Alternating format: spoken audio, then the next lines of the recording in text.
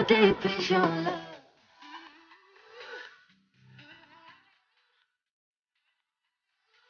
How deep is your love?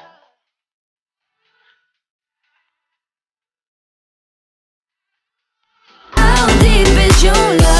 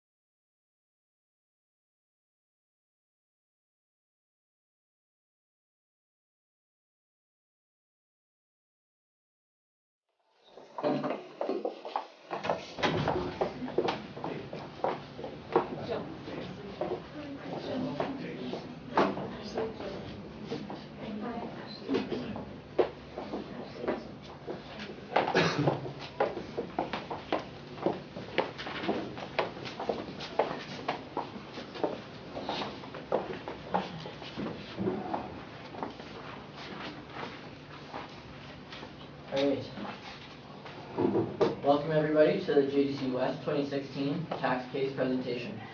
Thank you to our judges, Kristen Haig from Potash Corp, Ashley Lund from Golden Healthcare Management, Irina Kogrenkov from the University of Regina, Dave Nielsen from Collins Barrow PQ LLP, and Jill Johnson from Chemical. Competitors will have a maximum of 20 minutes to present. Immediately following the presentation, judges will have a total of 5 minutes to ask the presenters questions. The volunteer timekeeper will show time cards at various intervals to indicate the time remaining, and will stop any speaker who exceeds the maximum time limit. No questions, comments, cell phones, or picture taking will be permitted from the audience at any time. The audience will only be permitted to applaud following the question and answer period. The audience is banned from any material that bears the name or symbol of a competing university, and we ask that the audience exit the room immediately following the question and answer period.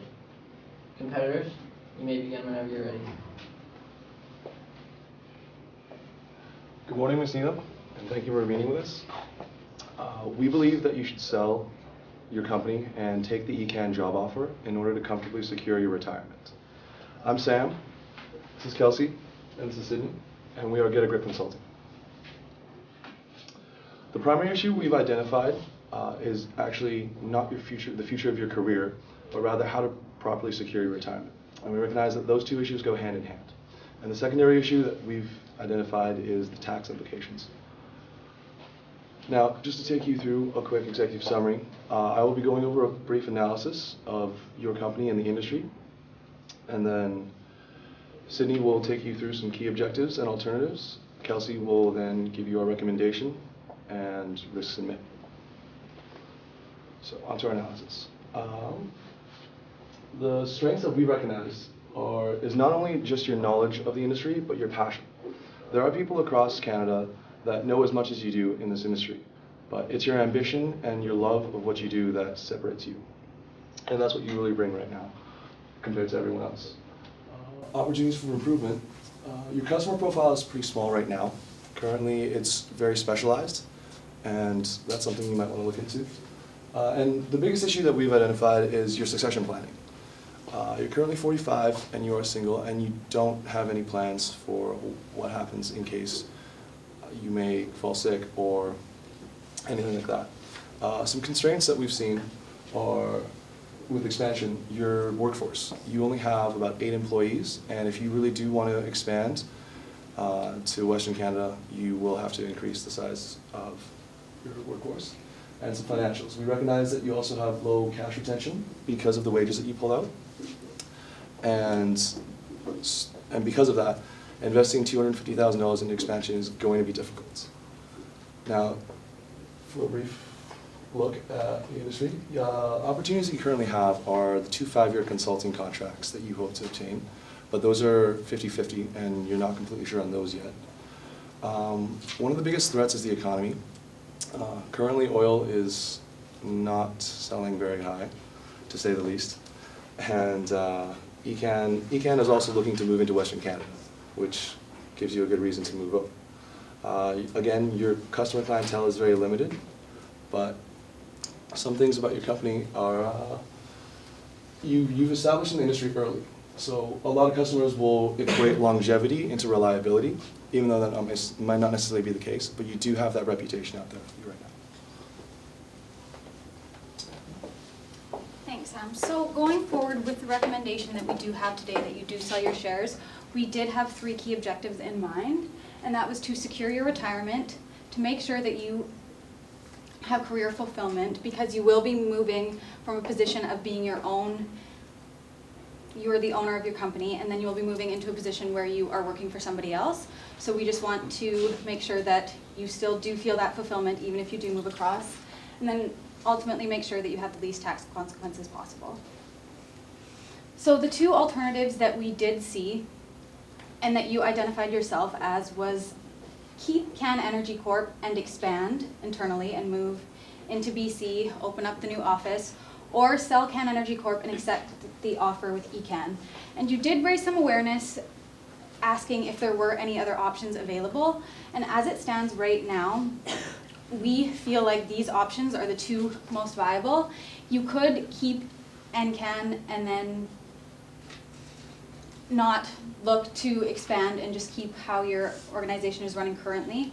But you yourself recognize that you do need expansion in order to stay alive in the current industry. So the first alternative is for keeping NCAN. And the main issue that we've identified is secure your retirement. So in order to fully base our recommendation, we do need to come up with a number of what you need to retire. And we're predicting in about 15 years when you're 60, this is what our projections are based on, and that you will need $1.5 million. And that is for 30 years, assuming that you make it to 90 years old. And that is based on an average income of $120,000 before tax, and making sure that you maintain a 3% interest. So your other main issue is career fulfillment.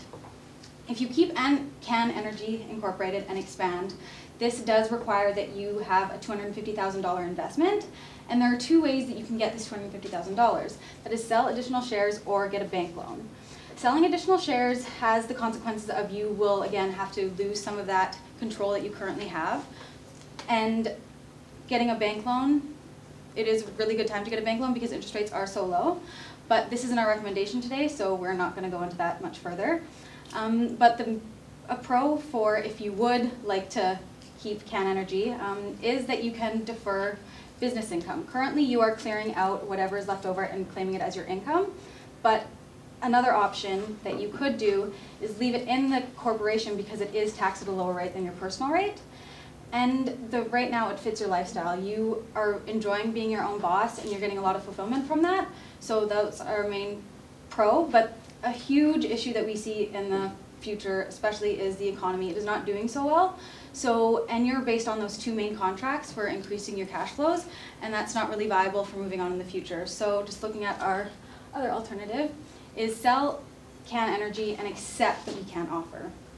So there are two ways you can sell CAN Energy, and that is you can sell your assets or you can sell the shares in your company that you currently have, the 1,000 shares.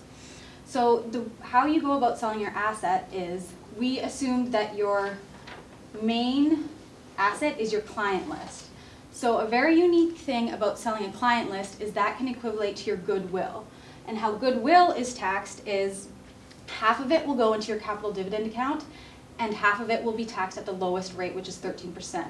So if you do go forward with selling your shares, you will need to figure out the current market value of your client list and look for a viable seller. But what also comes along with that is that you're going to have to pay off the remaining debt and then receive your cash over time because CAN Energy Incorporated is still, you didn't sell the whole company, you just sold the assets, so the company is still up and running, so you will have to wind that down. And how you go about selling shares is you are going to have to get a chartered business valuator. So what they're going to do is evaluate the business and see how much the fair market value is, and that's the amount that you're going to equivalent those 1,000 shares for. And a unique thing about selling shares is it does trigger your lifetime capital gains exemption. So what that is amount of money when you sell shares in your investment that you can get up to $813,600 tax-free. And when I say tax-free, there is a stipulation with that. There is the alternative minimum tax that you will be taxed on soon as you trigger your lifetime capital gains. So what that means is the government wants to make sure that you're still earning income after you trigger your lifetime capital gains exemption. So you will have to pay anywhere, even if it was $40,000, you will be working after you trigger this lifetime capital gains exemption. So you will be retaining some of that money that you did pay in taxes back over time. So you might still lose a couple of taxes, but just reiterating that when we say it's tax-free for the lifetime capital gains exemption, it's not 100% tax-free. There will be that absolute or alternative minimum tax that you'll have to look at. But in order to claim the lifetime capital gains exemption, you do have to meet 3 tests. So the first test is you have to be a small business corporation or a Canadian-controlled private corporation, and we don't believe that you are not. So we think that that test is passed, and it seems you've been the 100% shareholder for the past since 2005. So making sure that you hold those shares for 24 months, you do meet that test as well. And we would have to take a further look at the company's financial statements, but it is important to note that 90% of your active business assets have to be in use 12 months prior to sale, and 50% of active business assets have to be in use 24 months prior to sale. So in order to be able to claim your lifetime capital gains exemption, these 3 tests have to be met. So ultimately, we feel that selling Can Energy and taking ECAN's offer would be the best solution, and Kelsey's going to go a little bit more into the details. So currently, ECAN has offered you $240,000 a year in salary, an average, as well as a bonus of anywhere between 20 and 40%. We've averaged this out to 30% per year for $84,000 as your yearly bonus. The thing about this bonus is it will be taxable to you when it is paid. Currently, at that $240,000 mark, you are in the highest tax bracket possible. But as you'll see further on in my recommendation, your taxes payable isn't always a hindrance to you. What we're really focusing on today is your cash retained after taxes payable in order for you to invest it, in order to secure your retirement into the future. Thankfully, NCAN's also offering a 5% defined contribution pension into your RRSP of about $14,000 a year. This is a benefit to you that isn't taxed until you actually pull that money out of your RRSP. As currently, right now, your RRSP is sitting at $125,000. You haven't saved much for your retirement. So going forward, we're maximizing your contribution and your investment into your, for your retirement. Now, there were some benefits they also offered in your package that are not taxable, such as your health benefits. Now, this is the financials of your going forward with NCAN. Currently, you'd make $280,000 with an $84,000 bonus. In 2016, I've calculated the taxes payable to be about $138,000. This is quite a substantial amount. When you owned your own business, you were only paying about $35,000. I can understand if this is scary, but your living expenses, especially if you maintain the same level of activity in Toronto as you do in Calgary, we don't see them being much higher, except for if you were to purchase a house in Toronto. You've indicated that housing prices are quite more expensive than in Calgary, and you may have to take on